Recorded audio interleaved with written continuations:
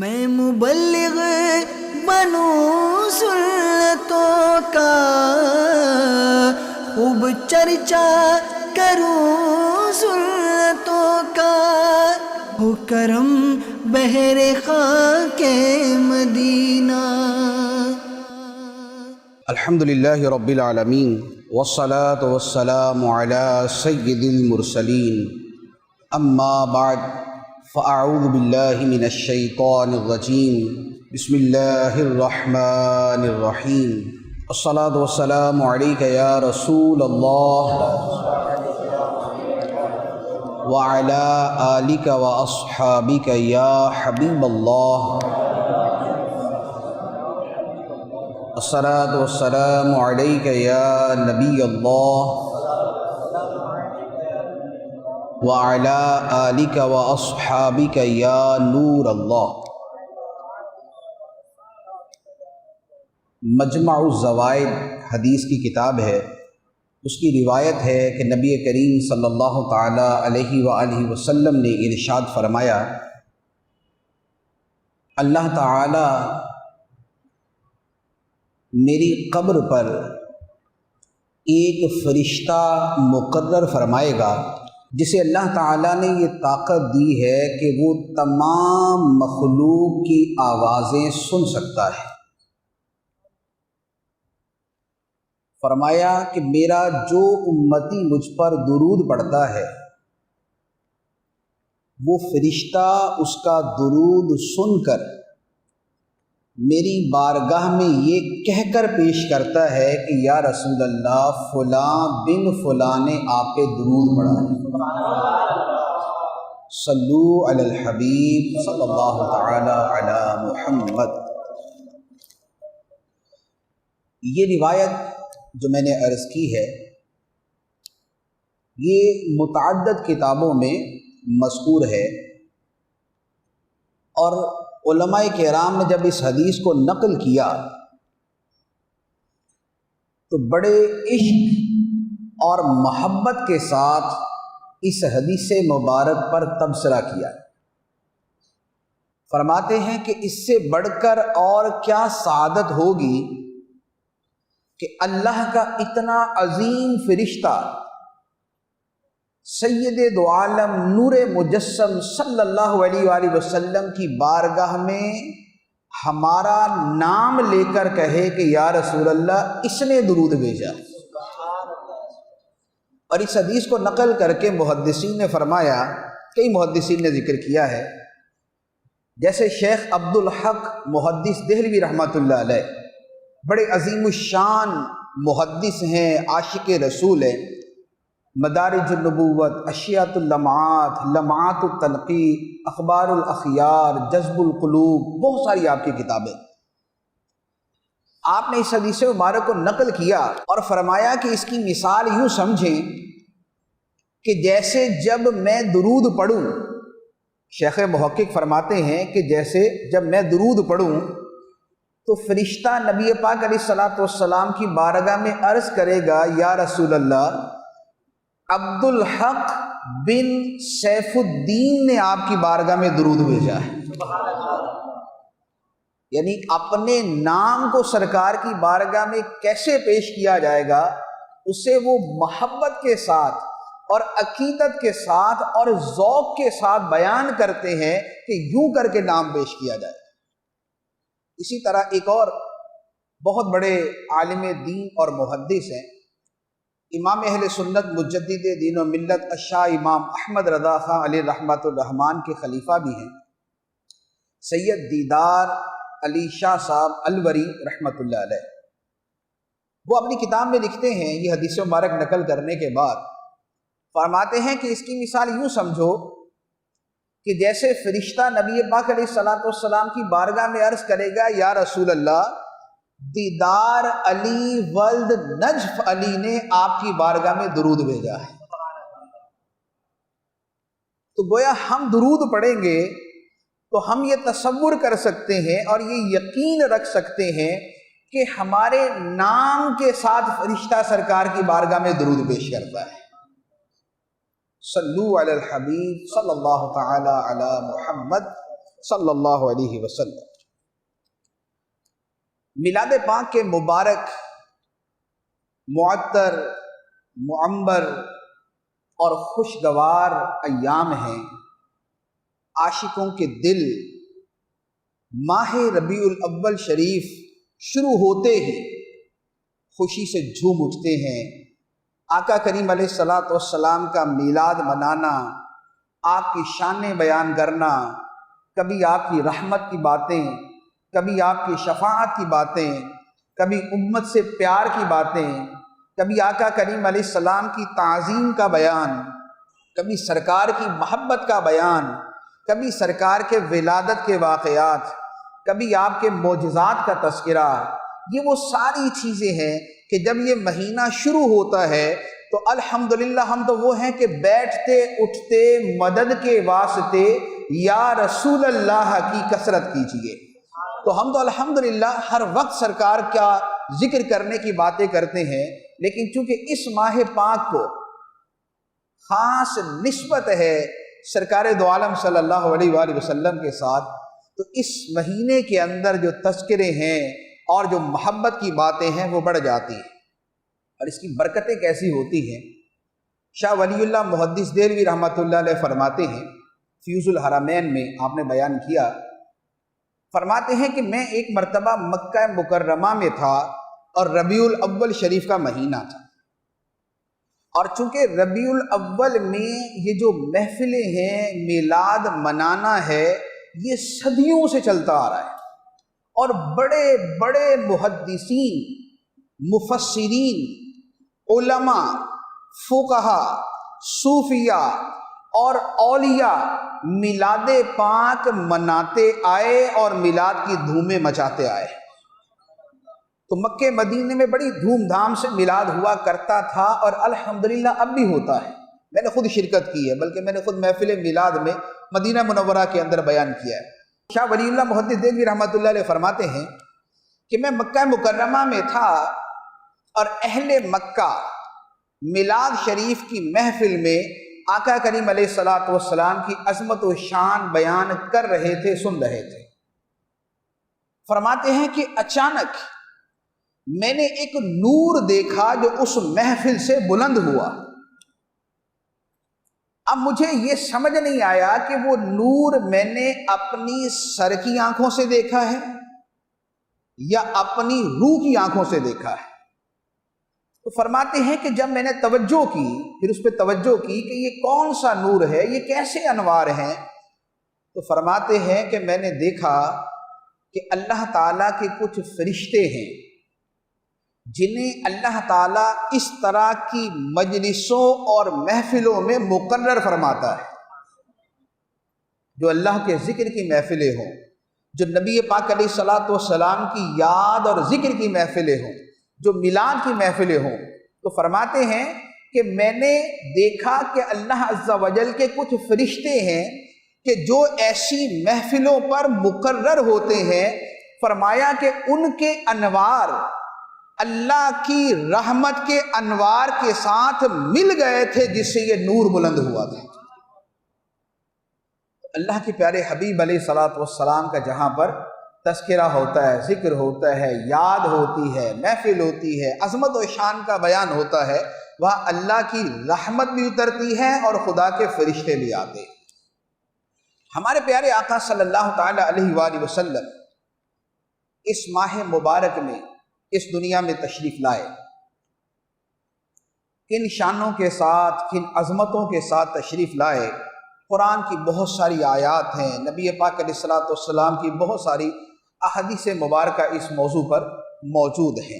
اللہ تعالیٰ نے سرکار علیہ الصلاۃ والسلام کی آمد کا تذکرہ کئی اوصاف کے ساتھ بیان کیا۔ یہ فرمایا وَمَا أَرْسَلْنَاكَ إِلَّا رَحْمَةً لِّلْعَالَمِينَ، اور ہم نے آپ کو نہ بھیجا مگر رحمت بنا کے سارے جہانوں کے لیے۔ کہیں فرمایا وَمَا أَرْسَلْنَاكَ إِلَّا كَافَّةً لِلنَّاسِ بَشِيرًا وَنَذِيرًا، اور ہم نے آپ کو نہ بھیجا مگر تمام انسانوں کے لیے خوشخبری دینے والا اور ڈر سنانے والا بنا کر۔ کہیں فرمایا قل یا ایھا الناس انی رسول اللہ الیکم جمیعا، اے حبیب تم فرماؤ اے لوگو میں تم سب کی طرف اللہ کا رسول بن کے آیا۔ کہیں فرمایا یا ایھا النبی انا ارسلناک شاہدا ومبشرا ونذیرا وداعیا الی اللہ باذنہ وسراجا منیرا، اے غیب کی خبریں دینے والے، بے شک ہم نے تمہیں گواہ بنا کے بھیجا اور خوشخبری دینے والا اور ڈر سنانے والا اور اللہ کی طرف اس کے حکم سے بلانے والا اور روشن کر دینے والا سورج بنا کے بھیجا۔ تو نبی پاک صلی اللہ تعالی علیہ وآلہ وسلم بے شمار عظمتوں اور شانوں کے ساتھ اس دنیا میں جلوہ گر ہوئے۔ اس میں ایک آیت اور ایک وصف اور ایک صفت جو نبی پاک صلی اللہ علیہ وآلہ وسلم کی بڑی نمایاں، بڑی واضح اور مسلمانوں کا بچہ بچہ جانتا ہے، مانتا ہے، وہ ہے آقا کریم صلی اللہ علیہ وآلہ وسلم کی صفت رحمت للعالمین۔ فرمایا کہ ہم نے تمہیں نہ بھیجا مگر رحمت بنا کے سارے جہانوں کے لیے۔ جیسے اللہ تعالیٰ نے اپنی ذات کے بارے میں ارشاد فرمایا الحمدللہ رب العالمین، تمام تعریفیں اس اللہ کے لیے جو پالنے والا ہے سارے جہانوں کا۔ خدا رب العالمین وہ پالنے والا سارے جہانوں کا، اور نبی پاک صلی اللہ علیہ وآلہ وسلم رحمت للعالمین، وہ رحمت ہے سارے جہانوں کے لیے۔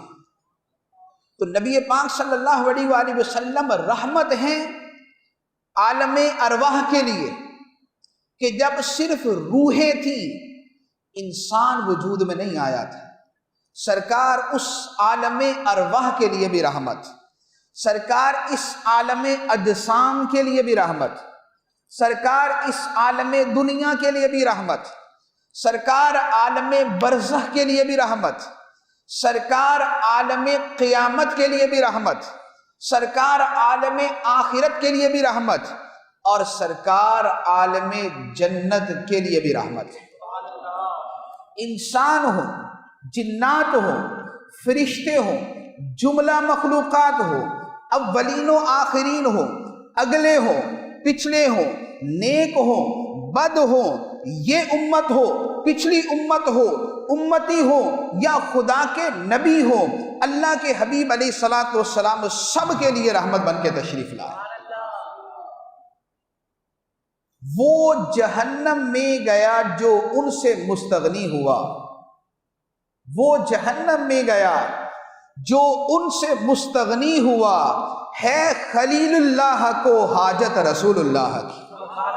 خلیل اللہ علیہ السلام کو بھی حاجت رسول اللہ صلی اللہ علیہ وآلہ وسلم کی ہے، کہ جس کا ظہور قیامت کے دن ہوگا، کہ جہاں کے بارے میں اعلیٰ حضرت فرماتے ہیں کہ خلیل و نجی مسیح و صفی سبھی سے کہیں بھی بنی، یہ بے خبری کے خلق پھری کہاں سے کہاں تمہارے لیے، زمین و سما تمہارے لیے، مکین و مکان تمہارے لیے، چنین و چنا تمہارے لیے، بنے دو جہاں تمہارے لیے، دہن میں زباں تمہارے لیے، بدن میں ہے جاں تمہارے لیے، ہم آئے یہاں تمہارے لیے، اٹھے بھی وہاں تمہارے لیے۔ اور ہم الحمدللہ وہ مسلمان ہیں، وہ سرکار کے غلام ہیں، وہ اہل سنت والے ہیں، کہ ہماری جو تمنا ہے، ہماری جو خواہش ہے وہ یہ ہوتی ہے کہ یا رسول اللہ اس دنیا میں تو آپ کی عظمتیں، آپ کی شانیں سنتے ہیں، بیان کرتے ہیں، پڑھتے ہیں، بولتے ہیں، یا رسول اللہ ہماری تو تمنا یہ ہے کہ صبا وہ چلے کہ باغ پھلے، وہ پھول کھلے کہ دن ہو بھلے، صبا وہ چلے کہ باغ پھلے، وہ پھول کھلے کہ دن ہو بھلے، لوا کے تلے ثنا میں کھلے، رضا کی زباں تمہارے لیے۔ یا رسول اللہ ہماری خواہش یہ ہے قیامت کے دن میدان محشر میں، کہ محشر میں جب ان کی آمد ہو اور بھیجے سب ان کی شوکت پہ لاکھوں سلام۔ تو یا رسول اللہ ہماری تو یہ تمنا ہے۔ تو نبی پاک صلی اللہ علیہ وآلہ وسلم رحمت ہے سب کے لیے اور سارے جہانوں کے لیے۔ تو اللہ تعالیٰ نے فرمایا کہ ہم نے آپ کو بھیجا رحمت بنا کے سارے جہانوں کے لیے۔ اب سرکار جب رحمت ہیں تو رحمت کی صرف چند ایک مثالیں عرض کرتا ہوں۔ نبی پاک صلی اللہ علیہ وآلہ وسلم اس دنیا میں تشریف فرما تھے تو عالم برزخ کے لیے رحمت تھے، اس دنیا کے لیے بھی رحمت، لیکن عالم برزخ کے لیے بھی رحمت، اور سرکار اب اپنی تربت اطہر میں ہیں، یہ وہاں کے لیے بھی رحمت، یہاں کے لیے بھی رحمت۔ احادیث مبارک عرض کرتا ہوں، بخاری شریف کی حدیث مبارک، حضرت عبداللہ ابن عباس رضی اللہ تعالی عنہما فرماتے ہیں کہ ایک مرتبہ نبی پاک صلی اللہ علیہ وآلہ وسلم کا دو قبروں کے پاس سے گزر ہوا، ارشاد فرمایا ان دونوں قبر والوں کو عذاب ہو رہا ہے، ان دونوں قبر والوں کو عذاب ہو رہا ہے، اور جس وجہ سے عذاب ہو رہا ہے وہ ایسی نہیں کہ جس سے بچنا بڑا مشکل ہو، وہ بچنا چاہے تو بچ سکتا ہے۔ ان میں ایک وہ تھا کہ جو پیشاب کے چھینٹوں سے نہیں بچتا تھا، پیشاب کے چھینٹوں سے نہیں بچتا تھا، اور دوسرا وہ تھا کہ جو چغلی کھایا کرتا تھا، چغلی کیا کرتا تھا، ادھر کی بات ادھر کر کے، ادھر کی بات ادھر کر کے آپس میں لڑائی کروا دیتا تھا۔ تو بندہ بچنا چاہے تو بچ جائے، نہ لڑائیاں کروائے، نہ فساد کروائے۔ تو فرمایا کہ ان دو وجوہات سے ان کو عذاب ہو رہا ہے۔ اب اس کے بعد یہ تو تھا کہ ماجرا بیان کر دیا اور منظر بیان کر دیا کہ ان دو کو عذاب ہو رہا ہے، اب صفت رحمت کا ظہور ہوتا ہے۔ آقا کریم صلی اللہ علیہ وآلہ وسلم نے ایک شاخ کو توڑا، درخت کی شاخ کو توڑا، اس کو دو حصوں میں چیرا، اور ایک حصہ ایک قبر پہ گاڑ دیا، دوسرا حصہ دوسری قبر پر گاڑ دیا، اور فرمایا لعلہ ان یخفف عنہما ما لم یبسا، جب تک یہ شاخیں تر رہیں گی ان کا عذاب ختم رہے گا۔ فرمایا جب تک یہ شاخیں تر رہیں گی ان کا عذاب ختم رہے گا۔ اب اس حدیث مبارک پر، یہ بخاری اور مسلم کی حدیث ہے، علماء اس پر فرماتے ہیں کہ آقا کریم صلی اللہ علیہ وآلہ وسلم نے تو یہ فرمایا نا کہ جب تک یہ شاخیں تر ہیں تب تک ان قبر والوں پہ عذاب نہیں ہوگا، تو جب یہ خشک ہو جائیں گی کیا تب ہوگا؟ تو علماء فرماتے ہیں کہ سرکار نے اپنی رحمت سے جن کا عذاب ہٹا دیا یہ دوبارہ پلٹ کے نہیں آئے گا۔ سرکار نے جن کا عذاب ہٹا دیا یہ دوبارہ پلٹ کے نہیں آئے گا، کہ سرکار وہ سخی ہیں جو دے کر واپس نہیں لیتے، جو دے کر واپس نہیں لیتے، وہ کریم ان کا خدا ان سے فزوں، وہ کریم ان کا خدا ان سے فزوں، اور نہ کہنا نہیں عادت رسول اللہ کی۔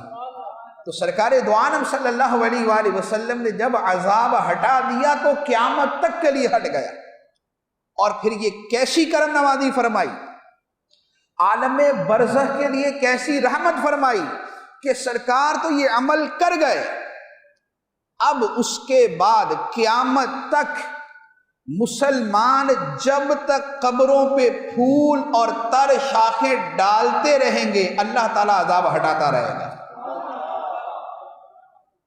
آپ اس رحمت کا اندازہ کر سکتے ہیں کہ عذاب قبر ہے، گناہوں کی سزا بھگت رہا ہے، وہ تکلیف میں ہے، وہ آگ میں ہے، وہ مصیبت میں ہے، لیکن نبی پاک صلی اللہ علیہ وآلہ وسلم نے ایک شاخ دو ٹکڑے کر کے گاڑ دی، ان کا تو عذاب گیا ہی گیا۔ علماء نے اس سے استدلال کرتے ہوئے لکھا ہے کہ قبروں پہ پھول ڈالے جائیں، قبروں پہ تر شاخیں رکھی جائیں، قبروں پہ تر پتے رکھے جائیں، اللہ تعالیٰ ان کے عذاب کے اندر تخفیف فرما دے گا۔ یہ ہے وَمَا أَرْسَلْنَاكَ إِلَّا رَحْمَةً لِّلْعَالَمِينَ، اے حبیب ہم نے تمہیں رحمت بنا کے بھیجا سارے جہانوں کے لیے، سارے جہانوں کے لیے۔ ایک اور حدیث مبارک مسند احمد کی حدیث ہے، مسلم شریف میں بھی ہے، حضرت سعد بن معاذ رضی اللہ تعالی عنہ بڑے جلیل القدر صحابی تھے، ایک جنگ کے اندر آپ زخمی ہوئے اور بالآخر شہید ہو گئے، انہیں دفنایا گیا۔ دفنانے کے بعد نبی پاک صلی اللہ علیہ وآلہ وسلم ان کی قبر پہ تشریف فرما ہوئے اس کے قریب کھڑے ہو گئے اور کیا کیا؟ فسبح رسول اللہ صلی اللہ علیہ وسلم، نبی پاک علیہ الصلوۃ والسلام نے سبحان اللہ پڑھنا شروع کیا، سبحان اللہ سبحان اللہ سبحان اللہ۔ صحابہ کرام فرماتے ہیں کہ فسبح فسبحنا، سرکار نے سبحان اللہ پڑھنا شروع کیا تو ہم نے بھی سبحان اللہ پڑھنا شروع کر دیا۔ پھر اس کے بعد فکبرا، پھر نبی پاک علیہ السلام نے تکبیر پڑھنا شروع کی، اللہ اکبر اللہ اکبر اللہ اکبر، فرماتے ہیں فکبرنا، تو ہم نے بھی تکبیر پڑھنا شروع کر دی۔ کافی دیر تک یہ معاملہ چلتا رہا۔ اس کے بعد جب نبی پاک علیہ الصلوۃ والسلام نے تسبیح اور تکبیر ختم فرما دی تو ہم نے عرض کی یا رسول اللہ لما سبحتا وکبرتا، یا رسول اللہ یہ ہم نے تسبیح کیوں پڑھی اور یہ تکبیر کیوں پڑھی؟ نبی پاک صلی اللہ علیہ وآلہ وسلم نے ارشاد فرمایا لقد تضایق القبر علی ھذا الرجل، فرمایا کہ اس بندے پر قبر کچھ تنگ ہو گئی تھی، اس پر قبر کچھ تنگ ہو گئی تھی، تو فرمایا کہ ہم نے تسبیح پڑھی حتی فرجہ اللہ عنہ، حتیٰ کہ اللہ تعالیٰ نے ان کی قبر میں کشادگی پیدا فرما دی۔ وما ارسلناک الا رحمتا للعالمین، سرکار رحمت ہیں سارے جہانوں کے لیے، سرکار رحمت ہیں عالم برزخ کے لیے۔ اور یہاں پر بھی وہی معاملہ کہ سرکار نے تسبیح فرمائی، تکبیر پڑھی، اللہ کا ذکر کیا، نتیجہ کیا ہوا کہ وہاں پر قبر کی سختی اور تنگی دور ہو گئی۔ اب پوری امت کو سرکار نے یہ طریقہ عطا فرما دیا کہ میت کو دفنایا جائے تو اس کی قبر کے پاس کھڑے ہو کے تسبیح پڑھیں، تکبیر پڑھیں، اللہ اکبر کہیں، لا الہ الا اللہ پڑھیں، اس کی قبر کے اوپر اللہ تعالیٰ کا نام لیتے رہے، انشاءاللہ ان تسبیحات کی برکت سے اللہ تعالیٰ اس کے عذاب کو دور فرما دے گا، اس کی قبر میں کشادگی پیدا فرما دے گا۔ اس لیے آپ نے دیکھا ہوگا کہ بعض جگہ پر دفنانے کے بعد اذان دی جاتی ہے، میت کو دفن کرتے ہیں تو بعد نے دیکھا ہوگا کہ اذان دیتے ہیں، تو اذان بھی اللہ اکبر وہ تکبیر ہے جو نبی پاک علیہ الصلوۃ والسلام نے پڑھی تھی۔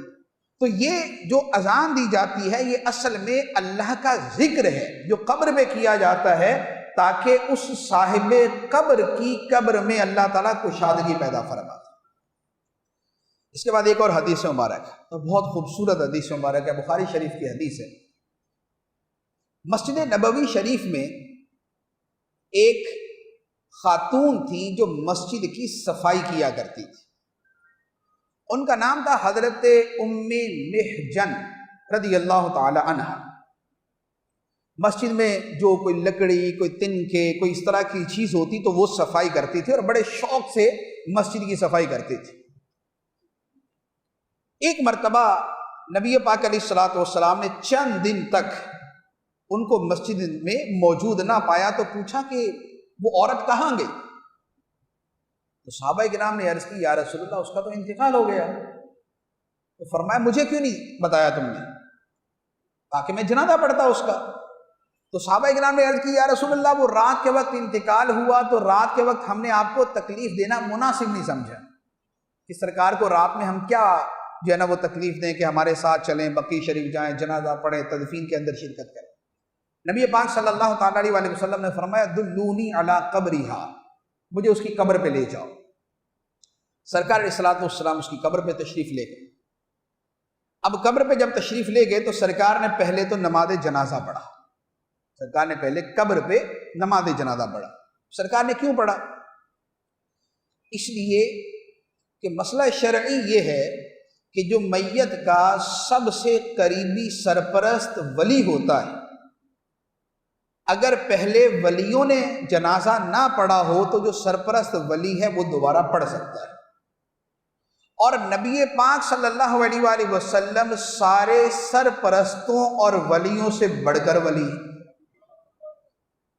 ولی سے مراد ہوتا ہے باپ، بیٹا، بھائی۔ یہ کیونکہ اللہ تعالیٰ قرآن میں فرماتا ہے النبی اولا بالمؤمنین من انفسہم، کہ نبی مومنوں کے ان کی جانوں سے بھی زیادہ ولی ہیں، ان کی جانوں سے زیادہ مالک، ان کی جانوں سے زیادہ قریب ہیں۔ تو سرکار دو عالم صلی اللہ تعالیٰ علیہ وسلم نے جنازہ پڑھا، اور جنازہ پڑھنے کے بعد اب ایک روایت ہے، یہ جو میں الفاظ عرض کروں گا یہ بخاری کے نہیں ہیں، وہ دوسرے الفاظ، یہ الفاظ جو ہیں یہ الترغیب والترہیب اور اس طرح دیگر کتابوں میں۔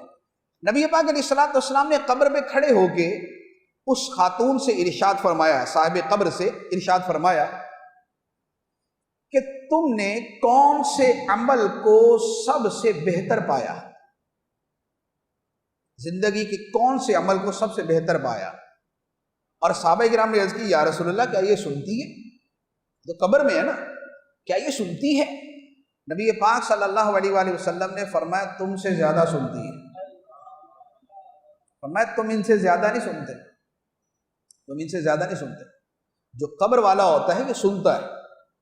ہم جو اولیاء کرام کو جو ہے وہ پکارتے ہیں یا ان کی بارگاہ میں جا کے سلام کر کے پھر اس کے بعد ندا وغیرہ کرتے ہیں تو اس کی وجہ یہی ہے کہ سنتے ہیں۔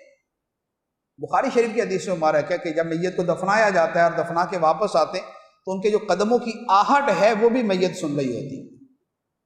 اسی طرح سنت یہ ہے کہ قبرستان جائیں تو جا کر کہیں السلام علیکم یا اہل القبور، اے قبر والا تم پہ سلام۔ تو سنتے ہیں تو سلام کرتے ہیں نا، سنے ہی نہ تو سلام کرنے کا فائدہ، پتھروں اینٹوں کو تو سلام نہیں کرنے جاتے وہاں پر۔ تو نبی پاک صلی اللہ علیہ وآلہ وسلم نے فرمایا کہ تم اس سے زیادہ نہیں سنتے۔ پھر نبی پاک علیہ الصلوۃ والسلام نے فرمایا کہ اس نے جواب دیا ہے کہ یا رسول اللہ مسجد کی صفائی کرنے کو میں نے سب سے افضل عمل پایا، مسجد کی صفائی کرنے کو میں نے سب سے افضل عمل پایا ہے۔ کیا گیا، مسجد سے تنکا اٹھا دیا، کوئی ذرہ گرا ہوا تھا، کوئی چھالیا کا دانہ نظر آ گیا، یعنی آج کے زمانے کے اعتبار سے، یا کوئی اور شے نظر آ گئی، تو مسجد کی صفائی کرنا، اس صحابیہ خاتون نے جواب دیا کہ میں نے اپنے لیے سب سے افضل عمل مسجد کی صفائی کو پایا ہے۔ تو یہ بڑی سعادت ہوتی ہے، مسجد کی صفائی کرنا بڑی سعادت ہوتی ہے۔ ایک زمانہ تھا کہ جب محلے کے لڑکے جوان یہ مل کے مسجد صاف کیا کرتے تھے، جمعے والے دن صبح سے لگے ہوئے دھو رہے مسجد، صفائی کر رہے ہیں، سارا کچھ کر رہے ہیں۔ تو اب تو عام طور پہ حالت یہی ہے کہ خادم صاحب پہ سارے آ کے برس جاتے ہیں کہ ہاں بھائی یہ نہیں کیا، یہ نہیں کیا، یہ نہیں کیا۔ تو مسجد کی صفائی میں خود حصہ لینا چاہیے۔ مسجد کی صفائی سعادت ہے، یہ برکت ہے، یہ افضل اعمال میں سے، افضل اعمال میں سے اتنی بڑی چیز، تو مسجد کی صفائی کرنی چاہیے۔ اچھا، اب نبی پاک علیہ الصلوۃ والسلام نے یہ بیان فرما دیا، اب اس کے بعد جو سرکار دو عالم صلی اللہ علیہ وآلہ وسلم کے رحمت والے الفاظ ہیں وہ سنیے۔ یہ الفاظ بخاری شریف کے، سرکار دو عالم صلی اللہ علیہ وآلہ وسلم نے ارشاد فرمایا ان هذه القبور مملوءۃ ظلمۃ علی اہلها، فرمایا بے شک یہ قبریں اپنی قبر والوں پر تاریکی سے بھری ہوئی ہوتی ہیں۔ فرمایا یہ قبریں اہل قبور پہ تاریکی سے، ظلمت سے بھری ہوئی ہوتی ہیں۔ لیکن آگے کیا ہوا؟ سرکار نے فرمایا ان اللہ عز وجل ینورھا لہم بصلاۃ علیہم، فرمایا کہ میرے ان پر نماز پڑھنے سے اللہ تعالیٰ ان کی قبروں کو نور سے بھر دیتا ہے۔ میرے ان پہ نماز پڑھنے سے اللہ تعالیٰ ان قبروں کو نور سے بھر دیتا ہے۔ پہلے یہ تاریکی سے بھری ہوئی ہیں، لیکن سرکار دو عالم صلی اللہ علیہ وآلہ وسلم نے نماز جنازہ پڑھا، سرکار فرماتے ہیں کہ اللہ تعالیٰ میری نماز کی وجہ سے بصلاتی علیہم، میرے ان پر نماز پڑھنے کی وجہ سے ان کی قبروں کو روشن کر دیتا ہے، ان کی قبروں کو نورانی کر دیتا ہے، ان کی قبروں کو نور سے بھر دیتا ہے۔ یہ آقا کریم علیہ السلام والسلام کی وہ رحمت جو عالم برزخ میں اہل قبور کو حاصل ہو رہی ہے۔ میں گدا تو بادشاہ، بھر دے پیالہ نور کا، میں گدا تو بادشاہ، بھر دے پیالہ نور کا، نور کی سرکار ہے کیا اس میں توڑا نور کا، صبح طیبہ میں ہوئی بٹتا ہے باڑا نور کا، صدقہ لینے نور کا آیا ہے تارا نور کا، اور نور کی خیرات لینے دوڑتے ہیں مہر و ماہ، نور کی خیرات لینے دوڑتے ہیں مہر و ماہ، اٹھتی ہے کس شان سے گردے سواری واہ واہ۔ اعلیٰ حضرت فرماتے ہیں کہ سرکار کی سواری چلتی ہے اور اس کے قدموں سے جو گرد اٹھتی ہے وہ گرد اتنی نورانی ہے کہ اسے پانے کے لیے سورج اور چاند دوڑ دوڑ کے آتے ہیں۔ نور کی خیرات لینے دوڑتے ہیں مہر و ماہ، اٹھتی ہے کس شان سے گردے سواری واہ واہ۔ یا رسول اللہ آپ کی سواری کی یہ شان۔ تو آقا کریم صلی اللہ علیہ وآلہ وسلم رحمت عالم برزخ کے لیے۔ اور پھر ایک اور بڑی واضح اور بڑی جو ہے وہ معلوماتی چیز کہ جس کا ہمیں پتہ ہے، بخاری میں، مسلم میں، دیگر کتب احادیث کے اندر یہ حدیث مبارک موجود ہے کہ جب میت کو قبر میں رکھا جاتا ہے تو دو فرشتے آتے ہیں، منکر نکیر آتے ہیں، آ کے اسے سوالات کرتے ہیں۔ پہلا سوال من ربک کا، تیرا رب کون ہے؟ دوسرا سوال ما دینک کا، تیرا دین کیا ہے؟ جھڑک کے سختی کے ساتھ وہ سوال کرتے ہیں۔ من ربک کا، تیرا رب کون ہے؟ وہ کہتا ہے میرا رب اللہ ہے۔ تیرا دین کیا ہے؟ وہ کہتا ہے میرا دین اسلام ہے۔ جواب درست، ٹھیک، صحیح، عمدہ، اعلیٰ، 100 نمبر والے۔ میرا رب اللہ ہے، میرا دین اسلام ہے۔ اب قبر تنگ ہے، تاریک ہے، منکر نکیر خوفناک شکلوں کے ساتھ اس کے سامنے موجود ہیں۔ میں جواب تو صحیح دے دیا، تیرا رب کون ہے؟ میرا رب اللہ ہے، صحیح جواب ہے۔ تیرا دین کیا ہے؟ میرا دین اسلام ہے، صحیح جواب ہے۔ اب بھائی منکر نکیر شکلیں بدلے، اب قبر کی تاریکی جائے، اب مشکل آسان ہو، اب کوئی قبر کشادہ ہو، کوئی جنت کی کھڑکی کھلے، کوئی جنت کی ہوائیں آئیں، کچھ روشنی ہو، لیکن نہیں، سب بند ہے۔ اس دو جواب کے اوپر کچھ نہیں ہوگا۔ ابھی تیسرا اہم ترین سوال باقی ہے۔ روشنیاں موقوف ہیں اس جواب کے اوپر، قبر کا کشادہ ہونا موقوف ہے اس جواب کے اوپر، جنت کی خوشبو آنا موقوف ہے اس جواب کے اوپر، جنت کے بچھونے آنا موقوف ہے اس جواب کے اوپر، جنت کی نعمتیں اور لذتیں اور یہ کہا جانا کہ نم کنومت العروس، سو جا جیسے دلہن سوتی ہے، سو جا جیسے دلہن سوتی ہے، یہ خوبصورت ندا، یہ آواز، یہ اسے کہا جانا، یہ موقوف ہے ابھی ایک اہم ترین سوال کے اوپر۔ ما کنت تقول فی حق ھذا الرجل، تو نے کہہ دیا میرا رب اللہ ہے، تو نے کہہ دیا میرا دین اسلام ہے، لیکن یہ بتا اس ہستی کے بارے میں کیا کہا کرتا تھا، اس ہستی کے بارے میں کیا کہا کرتا تھا؟ یہ جو خوبصورت شکل والے، یہ جو روشن چہرے والے، یہ جو مبارک، مقدس، معطر، معمر، خوبصورت، صاحب جمال، صاحب انوار، صاحب کمال، صاحب عظمت، صاحب حسن و جمال ہستی ہے، ان کے بارے میں کیا کہا کرتے تھے؟ اب اگر وہ جواب دیتا ہے محمد الرسول اللہ، ھذا نبینا، ھذا رسولنا، یہ تو وہ ہیں کہ جن کے لیے میں کہتا تھا کہ زمین و زمان تمہارے لیے، مکین و مکان تمہارے لیے، چنین و چنا تمہارے لیے، بنے دو جہاں تمہارے لیے، دہن میں زبان تمہارے لیے، بدن میں ہے جان تمہارے لیے، ہم آئے یہاں تمہارے لیے، اٹھے بھی وہاں تمہارے لیے، عرش حق ہے مسند رفعت رسول اللہ کی، دیکھنی ہے حشر میں عزت رسول اللہ کی۔ یہ تو وہ ہستی ہیں کہ جن کے بارے میں ہم کہتے تھے کہ سب سے اعلیٰ و اولا ہمارا نبی، سب سے بالا و والا ہمارا نبی، جس کے آگے سبھی مشعلیں بجھ گئیں، شمع وہ لے کر آیا ہمارا نبی، جس کی 2 بوند ہیں کوثر و سلسبیل، ہے وہ رحمت کا دریا ہمارا نبی۔ تو یہ تو وہ ہستی ہیں، ان کے بارے میں کیا پوچھتے ہو؟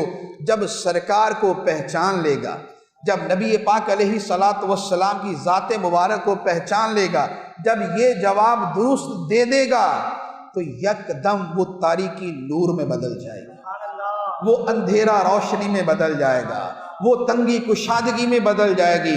ابھی ہاتھوں ہاتھ لاکھوں کروڑوں میل جو دور جنت ہے اس کی کھڑکی کھل جائے گی، جنت کی خوشبوئیں آنا شروع ہو جائیں گی، جنت سے جنتی کفن آئے گا، جنت سے جنتی بچھانا آئے گا، جنت کی نعمتیں آنا شروع ہو جائیں گی۔ کیوں؟ اس لیے کہ فائنل جواب کے اندر کامیاب ہو چکا ہے۔ وما ارسلناک الا رحمتا للعالمین، اور اے حبیب ہم نے تمہیں رحمت بنا کے بھیجا سارے جہانوں کے لیے۔ دنیا کی نعمتیں تھیں، دنیا کی لذتیں تھیں، دنیا کی راحتیں تھیں، وہ ملتی تھی مصطفیٰ کریم صلی اللہ علیہ وآلہ وسلم کی ذات مبارکہ کے صدقے۔ اور اب اگر قبر میں روشنی ہے اور اگر قبر کی نعمتیں مل رہی ہیں تو جب سرکار کے قدم قبر میں لگیں گے یہ بندہ پہچانے گا تو وہاں پر ظہور ہوگا کہ لا ورب العرش، جس کو جو ملا ان سے ملا، جس کو جو ملا ان سے ملا، بٹتی ہے کونین میں نعمت رسول اللہ کی۔ فَإِنَّ مِن جُودِكَ الدُّنْيَا وَضَرَّتَهَا وَمِنْ عُلُومِكَ عِلْمَ اللَّوْحِ وَالْقَلَمِ۔ یا رسول اللہ، یہ دنیا، قبر، حشر، آخرت، یہ ساری کی ساری آپ کی سخاوت کا چھوٹا سا ٹکڑا ہے۔ دنیا مل جائے، آخرت مل جائے، جنت مل جائے، نعمتیں مل جائیں، قبر میں راحتیں مل جائیں، یہ سب کیا ہے؟ من جودک الدنیا وضرتها، یہ دنیا آخرت سب مل کے یا رسول اللہ آپ کی سخاوت کا چھوٹا سا ٹکڑا ہے۔ اور لوح و قلم کا علم، لوح و قلم کا علم کیا ہے؟ یا رسول اللہ آپ کے علوم کا چھوٹا سا حصہ ہے۔ حالانکہ لوح و قلم کیا ہے؟ لوح و قلم میں کیا کیا ہے؟ لوح و قلم میں کیا کیا ہے؟ بس یہ کہنے کہ لوح و قلم میں کیا نہیں ہے۔ اللہ تعالیٰ فرماتا ہے وَلَا رَطْبٍ وَلَا يَابِسٍ إِلَّا فِي كِتَابٍ مُبِينٍ، اور کوئی خشک اور تر شے ایسی نہیں جو اس روشن کتاب کے اندر موجود نہیں۔ فرمایا کُلُّ صَغِيرٍ وَكَبِيرٍ مُسْتَطَرٍ، ہر چھوٹی بڑی شے لکھی ہوئی ہے، سب کچھ لوح محفوظ میں۔ اللہ تعالیٰ نے لوح و قلم کو پیدا کیا، فرمایا لکھ۔ قلم نے عرض کی یا اللہ کیا لکھوں؟ اللہ تعالیٰ نے فرمایا جو کچھ ہونے والا ہے سارا لکھ دے، جو کچھ ہونے والا ہے سارا لکھ دے۔ تو لوح و قلم میں سب ہے۔ ہم بیٹھے ہیں، میں بول رہا ہوں، آپ سن رہے ہیں، سامنے مائک ہے، آگے آئی پیڈ ہے، یہ سٹیج ہے، یہ کیمرے ہیں، یہ لائٹیں، فین، پنکھے، یہ سب چل رہے ہیں۔ لوح محفوظ میں سب لکھا ہوا ہے، کل صغیر و کبیر مستطر، ہر چھوٹی بڑی شے لکھی ہوئی ہے۔ اور یہ سب لکھا ہوا علم نبی پاک علیہ الصلوۃ والسلام کے علوم کے مقابلے میں کیا ہے؟ علامہ بصیری رحمۃ اللہ علیہ فرماتے ہیں وَمِنْ عُلُومِكَ عِلْمَ اللَّوْحِ وَالْقَلَمِ، یہ لوح و قلم کا علم آپ کے علوم کا چھوٹا سا حصہ ہے۔ یہ علوم کے سمندر کی لہر ہے، یہ علوم کے دریا کا ایک قطرہ ہے، یہ علوم کے ریگستان کا ایک ذرہ ہے، یہ علوم کے آسمانوں کا ایک ستارہ ہے۔ یہ ساری کائنات کا علم مل کر یا رسول اللہ آپ کے علوم کا چھوٹا سا حصہ بنتا ہے۔ یہ ہے سرکار دو عالم صلی اللہ علیہ وآلہ وسلم کا علم۔ سر عرش پر ہے تیری گزر، دل فرش پر ہے تیری نظر۔ سر عرش پر ہے تیری گزر، دل فرش پر ہے تیری نظر۔ ملکوت و ملک میں کوئی شے نہیں وہ جو تجھ پہ عیان ہے، نہیں وہ جو تجھ پہ عیان ہے۔ اور کوئی غیب کیا تم سے نہاں ہو بھلا، اور کوئی غیب کیا تم سے نہاں ہو بھلا، جب نہ خدا ہی چھپا تم پہ کروڑوں درود، کعبے کے بدرود جا تم پہ کروڑوں درود، طیبہ کے شمس الضحیٰ تم پہ کروڑوں درود۔ تو آقا کریم صلی اللہ علیہ وآلہ وسلم کی جو رحمت ہے وہ سارے جہانوں کے لیے، جس میں عالم برزخ بھی شامل ہے۔ ایک اور آیت مبارکہ عرض کرتا ہوں، اللہ تعالیٰ قرآن پاک میں ارشاد فرماتا ہے لَقَدْ جَاءَكُمْ رَسُولٌ مِّنْ أَنفُسِكُمْ عَزِيزٌ عَلَيْهِ مَا عَنِتُّمْ حَرِيصٌ عَلَيْكُمْ بِالْمُؤْمِنِينَ رَءُوفٌ رَحِيمٌ۔ فرمایا اے لوگو، بے شک تمہارے پاس ایک عظمت والا رسول تشریف لایا، ایک عظمت والا رسول تشریف لایا جو تمہیں میں سے ہے، اور ان کی شان یہ ہے کہ عزیز علیہ ما عنتم، تمہارا مشقت میں پڑنا انہیں گراں گزرتا ہے، تمہارا تکلیف میں پڑنا ان کو تکلیف دیتا ہے۔ مشقت میں تم پڑتے ہو، محسوس ان کو ہوتا ہے، تکلیف میں تم پڑتے ہو، اور صدمہ اور غم مصطفیٰ کریم کو ہوتا ہے۔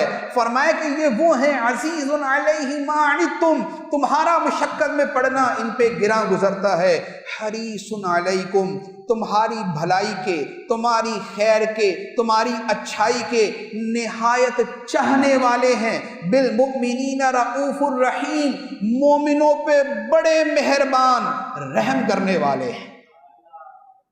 اب اس آیت مبارکہ میں جو چیزیں بیان کی ہیں، آپ یقین کیجئے کہ ان چیزوں کو تھوڑا سا ایک ایک کر کے اگر سوچیں، اس کی تفصیل میں عرض کروں تو یہ جدا گانا ایک پورا بیان ہو جائے گا۔ میں صرف ایک دو چیزیں عرض کرتا ہوں۔ فرمایا کہ تمہارا مشقت میں پڑنا ان پر گراں گزرتا ہے۔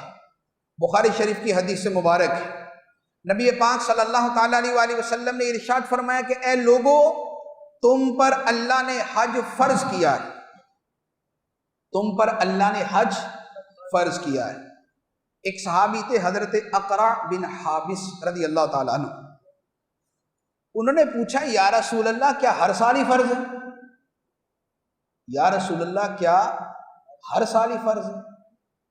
فرمایا لو قلت نعم لوجبت، فرمایا اگر میں ہاں کر دوں تو ہر سال فرض ہو جائے، میری زبان سے نعم نکلے گا بس ہاں۔ فرمایا لو قلت نعم لوجبت، اگر میں ہاں کہہ دوں تو ہر سال فرض ہو جائے، لیکن پھر تم مشقت میں پڑ جاؤ گے، ہر سال حج کرنا آسان نہیں۔ اب سرکار نے کیا فرمانا تھا؟ نعم، ٹھیک ہے ہر سال حج فرض، ہر سال ہی فرض ہو جاتا، لیکن سرکار نے امت کی مشقت کی وجہ سے فرمایا نہیں، ہر سال نہیں، زندگی میں ایک مرتبہ، جس کے پاس گنجائش ہے زندگی میں ایک مرتبہ حج اس پہ فرض۔ دوسری روایت بخاری شریف کی حدیث مبارک ہے، نبی کریم صلی اللہ تعالیٰ علیہ وآلہ وسلم رمضان المبارک کی راتیں تھیں، نبی پاک علیہ السلام عشاء کی نماز کے بعد مسجد میں آئے اور آ کے نفل پڑھنا، نماز پڑھنا شروع کر دی۔ معمول یہ ہوتا تھا کہ فرض مسجد میں پڑھے جاتے تھے اور نفل ہمیشہ گھر میں، صحابہ کرام کے زمانے میں، اور اس کے علاوہ بھی جو معمول اور طریقہ تھا وہ یہ تھا کہ مسجد میں صرف فرض پڑھے جاتے تھے اور سنتیں نفل وغیرہ سارے گھر میں پڑھتے تھے، تاکہ گھر میں بھی عبادت ہو، تاکہ گھر میں بھی عبادت ہو۔ اب ہم مسجد میں سنتیں نفل اس لیے پڑھتے ہیں کہ گھر جائیں گے تو پھر گئی، نفل بھی گئے سنتیں بھی گئے، تو گھر جا کے تو پھر بچے ہیں تو شور ہے تو یہ ہے تو وہ ہے، تو اس لیے پھر یہی ہوتا ہے مسجد میں پڑھ لو بھائی سارا۔ تو نبی پاک علیہ السلام سنتیں نفل وغیرہ سارے گھر میں پڑھتے تھے۔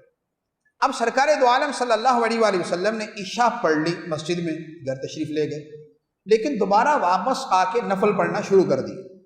صحابہ کرام نے دیکھا کہ سرکار آ کے مسجد میں نماز پڑھ رہے ہیں۔ اب سرکار نے اللہ اکبر کہہ کے نماز شروع کی تو صحابہ کرام پیچھے کھڑے ہو گئے، صحابہ کرام پیچھے کھڑے ہو گئے۔ اچھا صبح ہوئی تو صحابہ کرام نے ایک دوسرے کو بتایا، ارے یہ رات سرکار مسجد میں آئے تھے، نماز بھی پڑھی تھی۔ اگلے دن اور بہت سارے جمع ہو گئے، بولو بھی ہم بھی پڑھتے ہیں، ہم بھی پڑھتے ہیں۔ اب دوسرے دن اور زیادہ جمع ہو گئے۔ اب دوسرا دن جب ہو گیا تو تیسرے دن آپس میں بات ہوئی کہ یار رات سرکار روزانہ ہی آ رہے ہیں اور روزانہ آ کے نماز پڑھتے ہیں۔ صحابہ کرام ٹھیک ہے بھائی، اب تو مسجد میں پھر رونق ہی رونق ہوگی، سارے ہی آئیں گے نماز پڑھیں گے، کیونکہ صحابہ کرام کا معمول کیا تھا، نبی پاک صلی اللہ علیہ وآلہ وسلم انہیں کرنے کا حکم نہ بھی دیتے، سرکار کو دیکھ کر کرنا شروع کر دیتے تھے۔ صحابہ کرام کی محبت اور اطاعت اور اتباع یہ تھی کہ نبی پاک علیہ الصلوۃ والسلام نے حکم نہیں فرمایا کہ کرو، بس سرکار کو دیکھا کہ سرکار کر رہے ہیں، بس کرنا شروع کر دیا۔ محبت اسے کہتے ہیں۔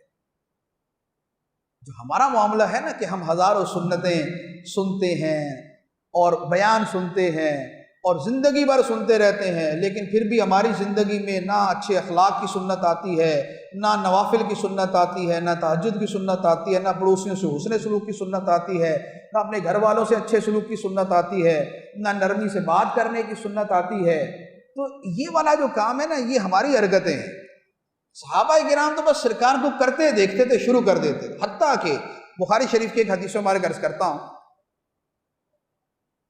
کہ ایک مرتبہ نبی پاک صلی اللہ علیہ وآلہ وسلم نے صوم وصال رکھنا شروع کیے۔ صوم وصال، صوم کا مطلب روزہ، اور وصال کا مطلب یہ ہوتا ہے، وصال کے روزے کا مطلب یہ ہے کہ افطاری کیے بغیر اور سحری کیے بغیر اگلا روزہ شروع کر دیا۔ ہم تو روزہ رکھتے افطاری کرتے نا، اگلے روزے کے لیے سحری کرتے، لیکن صوم وصال یہ ہے کہ افطاری اور سحری کیے بغیر اگلا روزہ، پھر اگلے روزے کی افطاری سحری کی نہیں، اسے اگلا روزہ، اس کی افطاری سحری کی نہیں، اسے اگلا روزہ، اسے صوم وصال کہتے ہیں۔ نبی پاک صلی اللہ تعالیٰ علیہ وآلہ وسلم نے صوم وصال شروع کیے۔ اب صحابہ کرام کیا کرتے تھے؟ یار سرکار روزے رکھ رہے اور افطاری بھی نہیں کرتے، سحری بھی نہیں کرتے، ہم بھی یہی کریں گے۔ سرکار روزے رکھ رہے، افطاری بھی نہیں کرتے، سحری بھی نہیں کرتے، ہم بھی یہی کریں گے۔ یہ آسان تھا کیا؟ لیکن صحابہ کرام نے شروع کر دیا۔ اب جب بغیر افطاری اور سحری کے شروع کر دیا تو ہونا کیا تھا؟ اب آپ 2 دن کھانا نہ کھا کے ذرا مسجد میں آپ کو پتہ چل جائے گا، کوئی اس پلر کے پاس بیٹھا ہوگا ٹیک لگا کے، کوئی ادھر بیٹھا ہوگا، کوئی لیٹا ہوگا، کوئی گرا ہوگا، وضو کرنے گیا تو وضو سے اٹھا نہیں جا رہا، نماز میں سجدے میں گیا تو سجدے سے نہیں اٹھا جا رہا۔ تو نہ کھا کے تو یہ بنتا ہے۔ نبی پاک علیہ السلام نے جب صحابہ کرام کی حالت دیکھی نا، یہ کیا یعنی کہ کمزوری کے آثار تو سب پہ نظر آ رہے ہوں گے نا، کہ بھئی کوئی ادھر بیٹھا ہوا، کوئی ادھر بیٹھا، ہلا نہیں جا رہا، حرکت نہیں ہو رہی۔ سرکار نے فرمایا تمہیں کیا ہوا؟ عرض کی یا رسول اللہ، وہ آپ نے روزے رکھنا شروع کیے تھے نا بغیر کھائے پیے، تو ہم نے بھی شروع کر دیے۔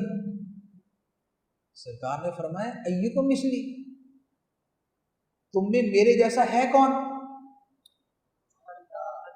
سرکار نے فرمایا ایکم مثلی، تم میں میرے جیسا کون ہے؟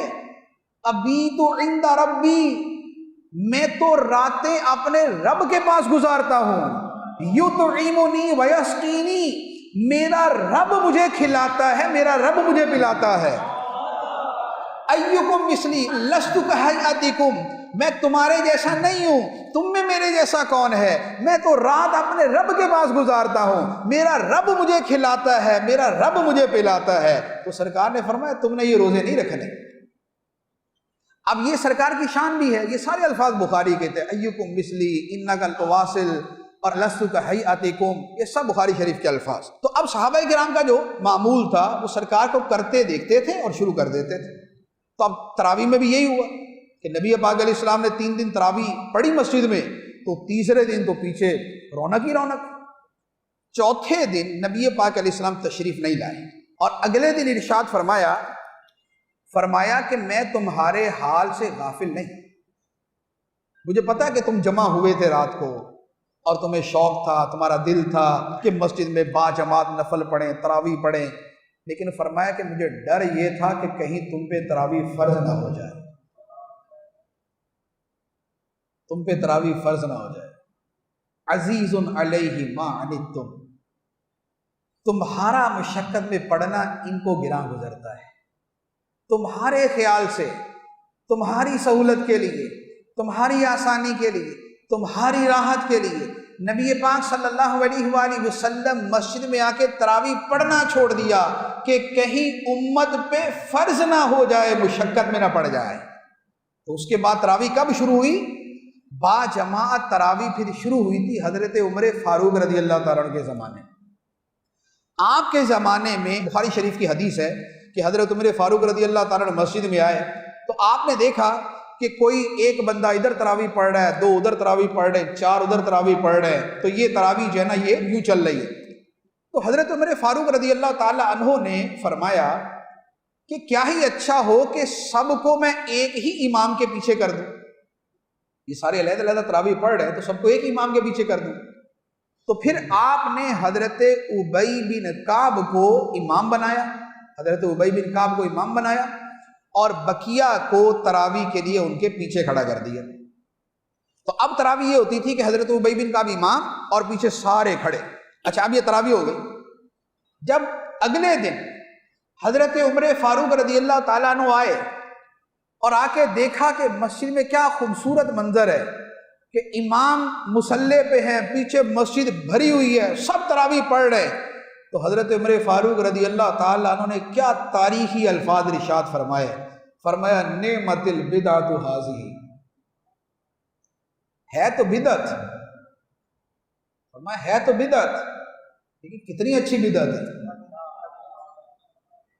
فرمایا ہے تو بدعت، نعمت البدعۃ ھذہ، کتنی اچھی بدعت ہے کہ سب اکٹھے ہو کے تراویح پڑھ رہے ہیں۔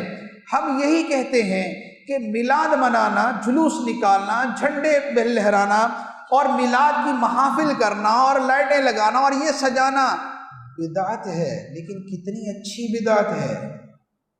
نعمت البدعۃ ھذہ، کتنی اچھی بدعت ہے کہ آقا کریم صلی اللہ علیہ وآلہ وسلم کا نام ہر طرف پڑھا جا رہا ہے، سرکار کا چرچا ہو رہا ہے، نبی پاک علیہ السلام کی محبت اور تعظیم میں مال خرچ کیا جا رہا ہے، اپنے گھروں سجایا جا رہا ہے، مل جل کے سرکار کی باتیں سنی جا رہی ہیں۔ وَرَفَعْنَا لَكَ ذِكْرَكَ ہے سایہ تجھ پر، ذکر اونچا ہے تیرا، بول ہے بالا تیرا۔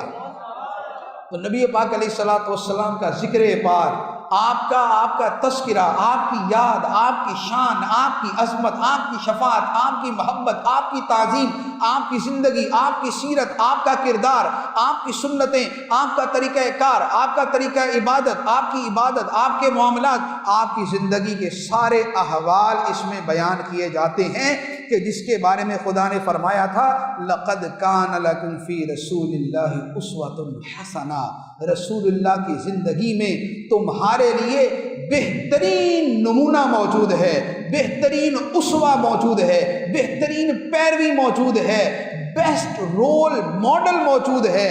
تو یہ جو محفل میلاد ہے، یہ جو اجتماع ہے، اس کا مقصد یہ ہے کہ سرکار کے نام پہ جمع ہو کے ذرا اسوہ حسنہ کی باتیں سنیں، ذرا سرکار کا طریقہ کار سنیں، سرکار کے کردار کی باتیں ہوں، سرکار کی شانوں کا بیان ہو، نبی پاک علیہ السلام کی عبادت، ریاضت، نماز، روزہ، تلاوت، ذکر الہی، شفقت، محبت، اہل خانہ سے تعلق، صحابہ کرام پہ شفقت، لوگوں کے احوال معلوم کرتے رہنا، یہ ساری سنتیں پتہ چلے تاکہ ان پر عمل کیا جا سکے۔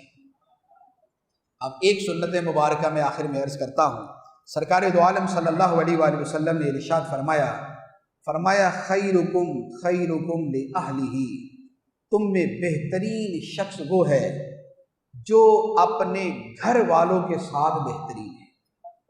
تم میں بہترین شخص وہ ہے جو اپنے گھر والوں کے ساتھ بہترین ہے۔ وَأَنَا خَيْرُكُمْ لِأَهْلِي، اور میں تم میں سب سے بڑھ کر اپنے گھر والوں کے لیے بہتر ہوں۔ فرمایا میں تم میں سب سے بڑھ کر اپنے گھر والوں کے لیے بہتر ہوں، حسن سلوک کرتا ہوں، حقوق ادا کرتا ہوں، محبت دیتا ہوں، پیار دیتا ہوں، شفقت سے پیش آتا ہوں، نرمی کرتا ہوں، تلخ بات کو میں برداشت کرتا ہوں، صبر اور عفو درگزر سے کام لیتا ہوں، اپنے اہل خانہ کو وقت دیتا ہوں۔ تو یہ جو گھر والوں کے ساتھ حسن سلوک ہے، ماں کے ساتھ، باپ کے ساتھ، بیوی کے ساتھ، بچوں کے ساتھ، بہن کے ساتھ، بھائیوں کے ساتھ، ان سب کے ساتھ حسن سلوک کرنا، یہ سرکار دو عالم صلی اللہ تعالیٰ علیہ وآلہ وسلم کی ترغیب، تاکید، اور آپ علیہ السلام نے فرمایا کہ تم میں بہترین وہ ہے جو اپنے گھر والوں کے ساتھ بہترین۔ اور میں اپنے گھر والوں کے ساتھ بہترین. تو لہذا ہم میلاد مناتے ہیں، سرکار علیہ الصلوۃ والسلام کا تذکرہ سنتے ہیں. سرکار کی ہم نے کون سی صفت سنی؟ صفت رحمت. صفت رحمت.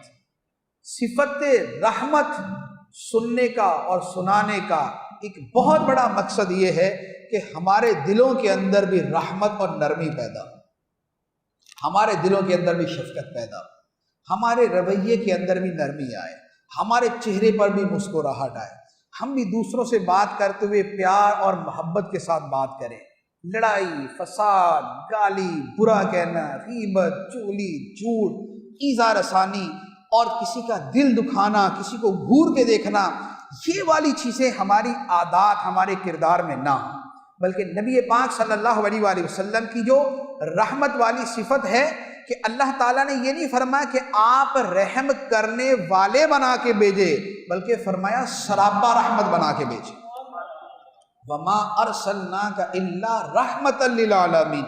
رحیم بھی ہیں، لیکن جہاں عالمین کے لیے فرمایا تو فرمایا کہ رحمۃ للعالمین بنا کے بھیجے. اللہ تعالیٰ اپنے پیارے حبیب صلی اللہ تعالیٰ علیہ وآلہ وسلم کے صدقے سرکار کی سچی محبت بھی عطا فرمائے. میلاد پاک دھوم دھام سے شریعت کے مطابق منانے کی توفیق عطا فرمائے، اور میلاد منانے کے اندر دوسروں کو ہم تکلیف سے بچائیں، کسی کو ایذا نہ پہنچائیں، کوئی ہماری وجہ سے پریشان نہ ہو. اور نبی پاک علیہ الصلوۃ والسلام کی جو سنت عظیمہ ہے، حسن اخلاق، نرمی، شفقت، محبت، پیار، مسکراہٹ، یہ ہماری زندگی کا حصہ بن جائے. آمین بجاہ النبی الامین صلی اللہ علیہ وسلم. میں مبلغ بنوں سنتوں کا، خوب چرچا کروں سنتوں کا، ہو کرم بہر خاک مدینہ.